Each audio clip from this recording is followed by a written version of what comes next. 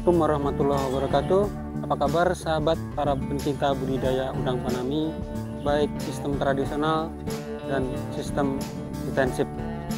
Oke saudaraku, kali ini saya berada seperti biasa di lokasi pertambakan budidaya udang fanami dengan sistem tradisional teman-teman.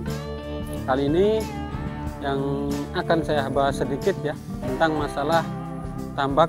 Pada umumnya tambak budidaya udang fanami yang pertama yaitu sistemnya ya sistem tradisional. Ada yang menggunakan alat kincir dengan cara bagongan dan ada yang tidak menggunakan kincir teman-teman. Dan adapun dengan net isinya itu tergantung lebarnya tambak tersebut teman-teman ya. Ada yang mulai isi 20.000 sampai dengan 50.000 teman-teman, tergantung dengan ukuran lokasi tambaknya teman-teman ya.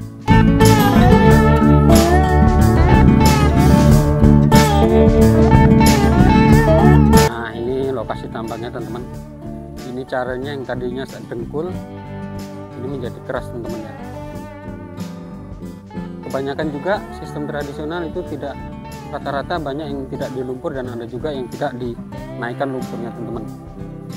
Dan di sini juga kebanyakan juga tambak sistem menyewa ya teman-teman ya.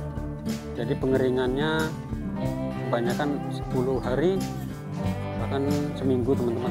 Kalau target itu biasanya 30 sampai 40 hari teman-teman. Itu tambak yang punya pribadi. Kalau sewa ya kalau dikeringkan segitu ya rugi mereka teman-teman ya, rugi waktu. Oke teman-teman, pentingnya pengeringan tambak dalam budidaya udang fanami. Umumnya pengeringan tambak menjadi suatu proses persiapan lahan yang wajib dilakukan. Pengeringan tambak umum dilakukan pada tambak yang memiliki dasar tanah. Proses ini bisa dilakukan mengikuti proses pasca panen. Tujuannya adalah dari proses pengeringan yaitu mendekomposisi mikroba dalam bahan organik tanah. Tanah yang keras juga akan membantu algae untuk melekat. Tanah yang benar-benar kering akan membantu juga menghilangkan agen-agen patogen dan substansi berbahaya baik yang dihasilkan ketika tambak dalam kondisi penuh dengan air maupun yang mungkin masih ada di dalam sedimen atau tanah yang basah. Misalnya pada kasus white spot disease atau WSD. Dan adapun untuk pengeringannya yaitu hingga 30 sampai 45 hari, lebih sering memperoleh panen yang sempurna teman-teman. Virus WSD atau white spot masih dapat infektif dalam sedimen tanah hingga 26 hari atau lebih. Oleh karenanya proses pengeringan yang sempurna hingga 3 sampai 4 minggu dapat membantu mencegah kejadian white spot teman-teman nantinya ya. Ini teman-teman, ini sudah lumayan dan sudah cukup ya. Saya rasa untuk pengeringannya sudah retak-retak sampai dengan 2 cm teman-teman. Pada tanah yang memiliki kondisi anaerob, kadar hidrogen sulfida atau H2S akan meningkat. Keberadaan hidrogen sulfida ini biasanya ditandai bau seperti telur busuk pada sedimen. Hidrogen sulfida ini berbahaya bagi udang teman-teman ya. Bahkan pada kadar rendah sekalipun H2S dapat dihilangkan dengan melakukan aerasi atau proses pengeringan dan pembalikan teman-teman. Tidak ada patokan dalam proses pengeringan, termasuk lamanya pengeringan atau berapa sering tanah harus dikeringkan. Hal yang pasti adalah pengeringan berlebihan tampaknya berbahaya dan tanah yang terlalu kering akan menjadi rapuh dan penurunan permukaan tipis retakan menjadi serbuk, harus dihindari teman-teman ya. Alur pengeringan yang biasa dilakukan petambak adalah pengeringan selama 7 hari paling lama teman-teman. Ini dengan sistem tradisional sangat cocok sekali ya teman-teman. Tetapi jika intensif itu lamanya sekitar 30 sampai 45 hari teman-teman. hingga permukaan 1 cm kering teman-teman, dan pengeringan hingga ada retakan dengan kedalaman 1-2 cm. Nah ini saya rasa sudah cukup, ini lumayan, ini bisa lebih teman-teman ya, 1-2 cm. Lama pengeringan dasar tambak dapat mencapai 2-3 minggu lamanya teman-teman.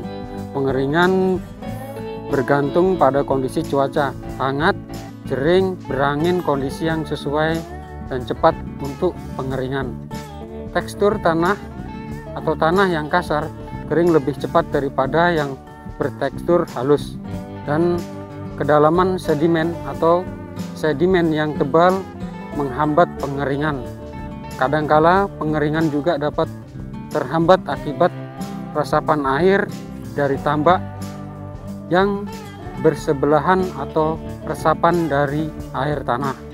Agar pengeringan sempurna, pembalikan tanah dapat dilakukan. Proses ini akan membantu kontak dengan udara dan membantu penguapan.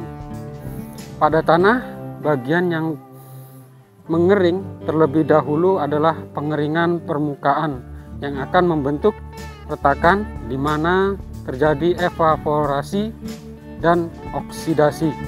Retakan ini akan membantu pengeringan dan memberikan udara, namun permukaan dari retakan yang mengering ini akan menutupi proses penguapan dan oksidasi. Dan juga tanah yang telah mengalami pengurangan bahan kimia berwarna gelap dan seringkali menghitam akibat adanya zat besi. Adanya sedimen pada dasar tambak akan menghalangi pengeringan tanah, bahkan akan sulit untuk melakukan pengolahan lahan karena kondisinya yang basah teman-teman. Pada pengeringan tambak, hal yang harus diperhatikan adalah terjadinya proses pengasaman terutama pada tanah yang memiliki potensi asam. Selama pengeringan, pirit dapat teroksidasi, sehingga ketika tambak mulai diisi dengan air, keasaman terbentuk dan pH air akan turun. Oleh karenanya, pasca pengeringan pada dasar tanah, tipe ini harus di-flusing. Pembalikan pada tipe tanah ini tidak dianjurkan teman-teman. Tanah bisa saja mengandung asam sulfat, teroksidasi yang berbahaya. Pembalikan hanya dapat dilakukan pada tanah yang tidak asam dan pada kondisi yang benar-benar kering atau yang produksi panen sebelumnya sangat rendah. Jadi begitu teman-teman ya. Jadi tambak tradisional maupun intensif sangat penting sekali untuk pengeringan sampai benar-benar kering dan retak seperti ini teman-teman ya. Ini untuk mencegah membunuh bakteri-bakteri atau nantinya ketika ditebar kembali benur bibit udang panami itu tidak ada, itu virusnya akan mati teman-teman.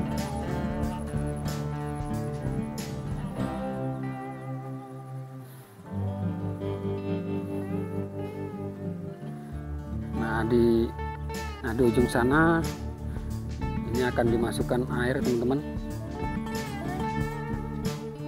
Kebetulan cuaca tengah bulan ini panasnya sangat luar biasa, jadi sangat cepat pengeringannya teman-teman ya. Padahal ini lumpurnya sangat tebal sekali, sudah ada 3 siklus teman-teman, lumpurnya tidak dinaikkan, hanya modal dengan pengeringan seperti ini kemudian diberikan pupuk teman-teman. Sebelum air masuk nanti akan diberikan kapur teman-teman ya. Inilah manfaat daripada pengeringan tambak, agar virus bakteri yang tadinya hidup kemudian akan mati teman-teman ya.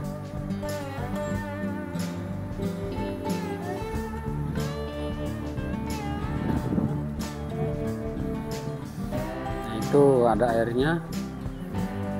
Ini kemarin agak gerimis-gerimis jadi sudah terisi sedikit teman-teman, tidak masalah. Ini di depan saya ini adalah careng teman-teman ya. Sekarang yang keringnya sangat luar biasa, sudah retak-retak, jadi gas-gas yang ada di dalam tanah seperti zat asam tadi yang sudah saya jelaskan dia akan keluar teman-teman.